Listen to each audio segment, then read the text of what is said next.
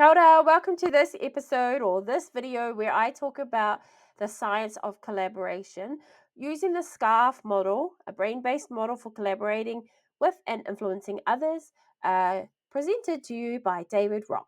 So, Your Brain at Work is a book written by David Rock back in 2008. Basically, it's about the 5 domains or 5 key domains that influence our behavior in social situations. The model is based on neuroscience research that implies that these 5 social domains, which are S for status, C for certainty, A for autonomy, R for relatedness, F for fairness. So the domains activate the same threat and reward responses in our brain that we rely on for physical survival. So basically, the brain's ultimate job is to maximize reward, minimize risk. Maximize reward, minimize risk. And so there are a number of ways that we respond, our limbic system, our amygdala. There are 4 ways, 4 Fs they call it, 4 ways that we respond to risk: fight, flight, freeze, and fawn. If you're curious about what those are, Google it up or let me know in the comments and I can do another video on those 4 reactions to risk. Okay, but let's get started with the SCARF model because I am trying to make this a fairly short video. I have a tendency to talk for a long time, as you'll know in some of the other videos. But let's get started with the SCARF model. So status, certainty, autonomy, relatedness, fairness. Let's have a look at status. Basically, status is our relative importance to others. What that means is it refers to our sense of importance in relation to others and our perceived worth within a group. Now, I'm emphasizing our sense of importance and our perceived worth because it doesn't matter what others think about your importance in the group. What it comes down to is our perception of status within the group. So one of the things that I guess I can talk to in terms of this particular, practical applications, let's call it that, practical applications to ensure that we maximize reward, minimize risk. Some of the ways we can minimize risk for people in groups is avoiding public criticism to prevent diminishing their sense of value, right? In whakaaro Māori, in a Māori, we don't whakahihi on another person's mana. So we're always actively trying to look after the other person's mana. So public criticism, that definitely maximizes risk. That is a risk. That's where you will either get a fight, flight, freeze, or fawn reaction. Another one is to prevent isolated decision making or isolation at all. So the brain's response to rejection or perceived rejection is the same. Well, it triggers the same part of the brain as as pain. So rejection and pain trigger the same parts of the brain. Oh, that rhymes. But we want to prevent isolated decision making by involving team meetings and discussions. So making your team feel like they have a sense of belonging and they have some say over how the day rolls, how the organization rolls. Ways that we can maximize reward is by celebrating team members' achievements regularly to boost morale, but not in a cheesy way, because then the status or the weight of that praise and acknowledgement wears off. And so mostly I just say to people, know your people and know if it's actually elevating their status. Provide both public recognition in meetings and private acknowledgement through personal emails, notes, side chats. And so again, know your people, because for me, public acknowledgement is mortifying. I'm happy to just do the work. Do the work without the praise, but I do appreciate being acknowledged for when I put in effort. Offer opportunities for professional growth to elevate their perceived value within the group. Encourage team members to recognize and utilize their unique strengths and contributions. So even identifying it for some people, if you can identify, hey, I really appreciate how organized you are, or I really appreciate the initiative you're using, that elevates their sense of worth within the group. And create systems for peer recognition to foster a culture of mutual respect and appreciation. So what I do know is that in my experience, especially in leadership coaching, um, leaders go out of their way to praise and acknowledge their people, but nobody ever, that's not fair. Quite often, I'm the first person in a coaching session to ask a leader, how are you? And what are you proud of? Because they are so busy serving everybody else. So take that as, I guess, a koha, a gift in terms of mutual respect and appreciation. Also goes to leaders. I guess one of the what I can help with this particular area too is some reflective questions that might help you think about, okay, what does status look like for me? So I'm encouraging you to take this on personally, but also what it looks like within the team. So some self-reflection questions. Reflect on times when your status was elevated or diminished, and consider how it affected your motivation and performance. How do you acknowledge and celebrate the achievements of team members? And are there any practices in place that might unintentionally lower someone's status? I mean, I've got stories for days around this topic, but around the scarf model, but I want to encourage you to think about, are there behaviors or actions that intentionally feel like, or that makes somebody feel like they're not that important? And what that might look like is everyone having a team meeting, and then the person who has resigned but not leaving for a couple of months is not invited to that meeting. So what that does is diminish their status, right? They're still working for 2 months, but you've decided to exclude them.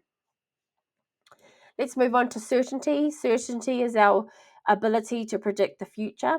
Ways that we can minimize or eliminate threat is by avoiding sudden organizational changes without prior warning or explanation. And that's like, oh, we're gonna introduce another tier of leadership, or we're gonna restructure without any warning. So as much anticipation as you can. Provide comprehensive information about any upcoming changes to reduce anxiety. So for me, it's me. This is me.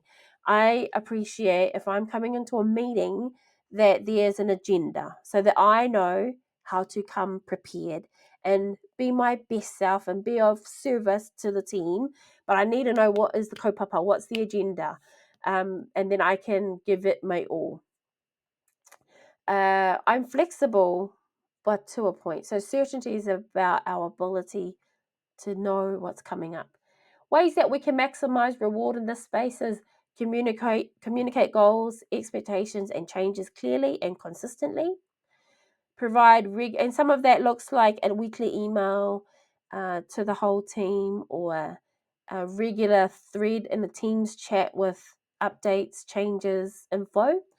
Um, Provide regular updates about company policies, future plans, and feedback. And so I appreciate this in an organization where they've given us a heads up that they're going to have to be financially frugal. Well, it's economic times are forcing that to happen. Everyone understands that. But I love that they've given the heads up on that. So while the future is still uncertain, they're giving as much certainty as they can. Another one is establish clear timelines and deliverables. So things like ASAP doesn't really work for certainty. And if I might add, those people who are, and I think maybe including myself, those of us who are neurodivergent, need ASAP doesn't work for us. Give us a time, Friday, 3 o'clock. We can definitely work with specifics. Encourage questions and provide detailed answers to increase understanding and security. And so, as much as you can, if you've fielded a question or if you've got feedback, push it back out and say, this is what we've done with it, right? So I use feedback as an example, but if you're asking for feedback, it's on you to say thank you, first of all, for giving the feedback, but then say what you're going to do with it, what you've done with it, what's the timeline with it, things you considered, things you're going to ponder, or some of the big themes from the feedback. Some self-reflection questions might be, how clear and consistent are you in communicating goals and expectations? So like strategic plan, you can't do a strategic plan on your own as a leader. Like, you've got to use the team, but then being very clear about what the roles are. What steps can you take to reduce uncertainty for your team? Are your people clear on their role, and do they have a job description? I have met many people who don't have a job description. Job description is a good start for clarity. And so, how well do you feel about changes, or how well do you communicate changes? The quote that jumps to mind right now is Brene Brown's, "Be clear is kind, unclear is unkind." So clarity, pretty much a lot of my work as a leadership coach is about helping people seek clarity, because clarity isn't there.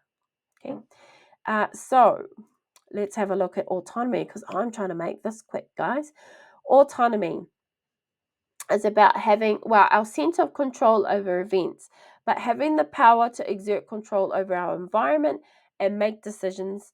When individuals feel empowered to take action, combine that with certainty and autonomy, is highly motivating and leads to better job satisfaction and innovation. And I'll talk to that in a minute. Micromanagement is the biggest, surest way to kill innovation and creativity. Full stop. Avoid micromanagement, allowing individuals to work independently. On the flip side, though, too much autonomy. So autonomy and clarity go hand in hand. Too much autonomy can sometimes lead to a lack of clarity. So know your people, you know your teams better than I do. Have a think about what that might look like. Set clear boundaries and expectations to provide structure while maintaining freedom of action. If the goal is increased engagement in this initiative, in initiative A, and I'm allowed to have creative license to figure out how we get there with support and guidance, the productivity will be much higher than micromanaging. And if micromanaging is something that you are inclined to do, perhaps have a look at my trust webinar. I think that's in the preparing category. Have a look at that and see how that sits with you. So another way that we can maximize reward is by empowering team members to make decisions and own their projects, offer flexible working arrangements within reason to accommodate different work styles and preferences, encourage creative problem solving and innovation, provide leadership opportunities through delegation, fostering self-responsibility, offer training and development opportunities to enhance decision-making capabilities. So this is where I will talk about the knowledge, will, and skill gap. So sometimes we don't give autonomy because we believe that our people don't know what to do or are just not meeting performance standards, right? So then I invite you to think about, okay, is it a knowledge gap? Do they just not know what they don't know? They don't know that you're supposed to deliver ABC twice a week. Or is it a skill gap? So they know what they're supposed to do, they just don't know how to, and they need some training and support on that. Or is it a will gap? Do they just not want to do it? Do they know what to do? Do they have the skills to do it and they just don't want to do it? So use that as a measure in terms of autonomy if you feel like people need a bit more support. Is it a knowledge, skill, or will gap?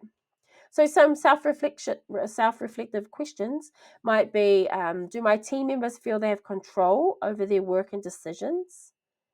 If you don't know the answer to that, ask them. How can I provide more opportunities for autonomy in their roles? How much creativity do I have in my role? And how much does what I do align with my strengths and values? Do I have too much autonomy that there is no clarity? So one of the things I will also talk about here is about looking at stress. So I think it was a 2020, 2020, 2020, 2029, 2019, 2020, there was a national well-being survey done for principals in schools, and the highest indicator of stress was a lack of autonomy. So, I mean, that report is downloadable through NZEI, but from the survey, it said that that lack of autonomy had a direct relation to mental well-being. Okay, so autonomy is a big one. Autonomy is a big one for me personally as well. I know that I thrive when I'm not being micromanaged. Like the organization, my company, any contracts I do, they definitely get the best from me if I'm not being micromanaged. Which gratefully, I'm not right now. Relatedness, how safe we feel with others. So in Te Ao Māori, whakaaro Māori, we would call this whakawhanaungatanga or whanaungatanga. It's about how people relate to others and whether they feel safe with them. Creating a sense of community and safety supports cooperation and trust. So one way we can minimize or eliminate threats is by prevent fostering internal competition. I don't know, but for those of you who might have experienced it, where you get compared to somebody else, or oh, the people over there are doing it this way, or they're doing such a great job. How come you can't do that? So that is one way where you can diminish the psychological safety within an organization. Avoid any scenario where team members feel isolated or disconnected. And for those of you on this video. So this video is being uploaded to Facilitation Garden as a suite of videos to support leaders in creating positive dynamics in their teams or turning ordinary meetings into extraordinary experiences. In the Facilitation Garden, there is already a video that helps you peer or group your people so that there is no isolation or disconnectedness, that you're being intentional about making sure that everybody is talking to everybody. So relatedness, there will be a suite of active. This is my jam, if you like. This is my area of expertise, bringing teams together for whakawhanaungatanga. But there will be a suite of ideas on how you can build this within your team and making sure you hear everybody's voice. But for now, some ideas for relatedness for maximizing reward is organizing team building activities. But you know your people better than I do, so what that looks like is completely contextual, and collaborative workspaces to enhance cooperation. In the book Culture Code, it talked about just the pure act. You'll get the quotes on my bookshelf on my website as well. The act of rubbing shoulders helped increase connectedness and relatedness in teams. Things like mentoring, formal mentoring, relationships to a kind of taina, so experienced people supporting new people, like a formal to a kind of taina relationship. Also looking at different social events, encouraging open discussions. So there will be a wealth of resources for you in the Facilitation Garden to pinpoint this particular aspect, because it's definitely something I know makes a difference to thriving teams. Do I feel safe? So some questions you might ask are, do I feel safe to be my whole self at work? Who do I connect with at work? So it's all right to say, yep, whanaungatanga relatedness is important, but actually asking yourself, who do I connect with at work? And there's a really awesome diagram that talks about how our work relationships make up the bulk of our time at a certain area in our lives, so that they're important. How do I establish relationships with colleagues and learners?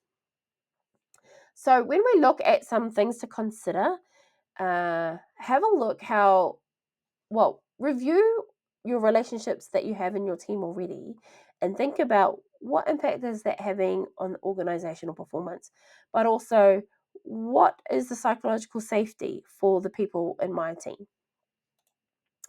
All right, last one, F for fairness. Fairness is about perception of equitable treatment. Ensuring transparency and fairness builds trust and cooperation. Perceived unfairness can lead to disengagement and hostility, triggering the same brain reaction as disgust. So the perception that something isn't fair triggers the same region of your brain as disgust. Have a think about that one. That totally blew my mind when I learned that fact. Let's have a look at minimizing or eliminating threat. Avoid favoritism and bias in decision making. If you have a look at, I definitely have content on bias if you want to have a look at that. But favoritism is a thing. And I've actually had conversations where I feel privileged that I'm considered, that I'm favored. So it's a thing, right? And so check.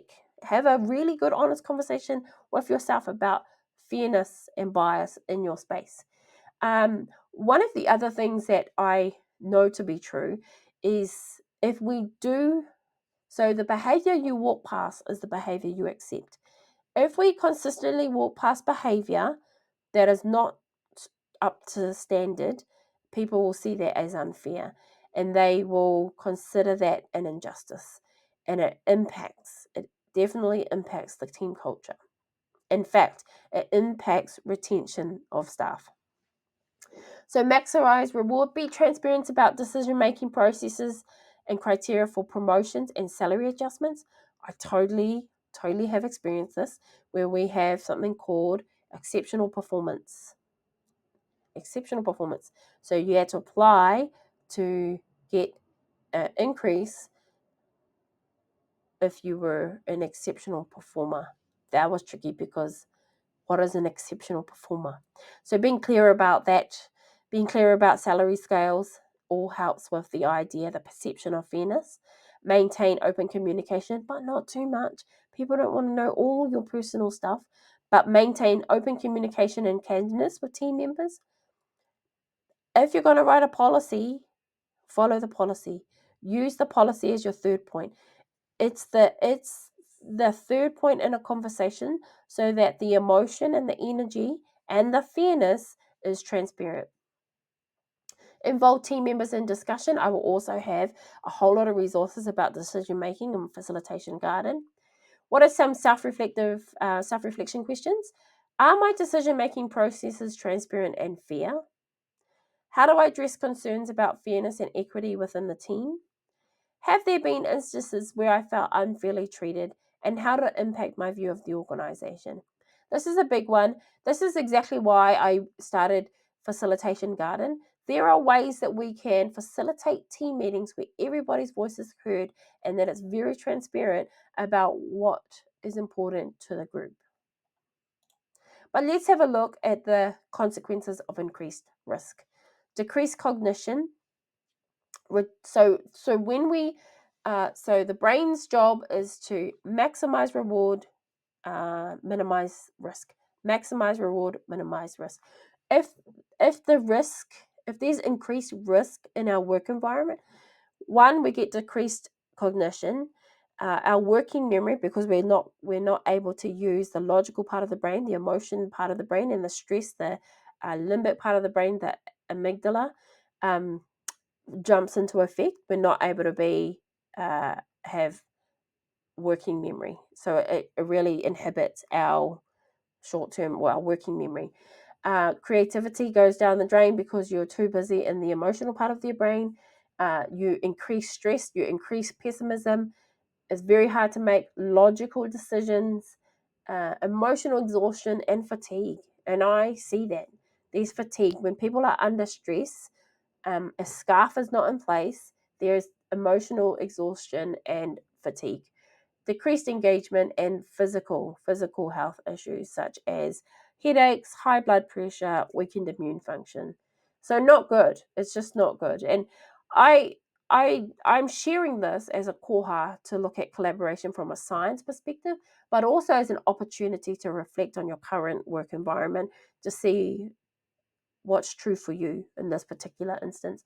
But there's good news. If we are actively looking at the SCARF model, and so this, while it's been around since 2008, I facilitated this particular workshop, not in a video, well, in a webinar, but a little bit more buffing out of scenarios and stories, but it definitely rings true for many people. So use this as an opportunity to reflect. Impact of maximizing reward using the SCARF model: enhanced engagement and productivity, improved collaboration and teamwork, increased employee retention and attraction. People stay where they feel socially, uh, socially well, right? Socially, emotionally well. Stronger resistance to change and adversity. If there's clarity and autonomy, definitely the increase in your adaptability, because you're not working from the emotional part of the brain or the high stress function. Change and adversity resilience.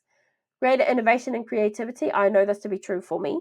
Higher overall well-being and satisfaction. Cultural sensitivity and inclusion, because we are appreciating, right? We're being very intentional about the status of everybody, the certain clarity for everybody, the autonomy, the relatedness, and the fairness, and then enhanced leadership effectiveness.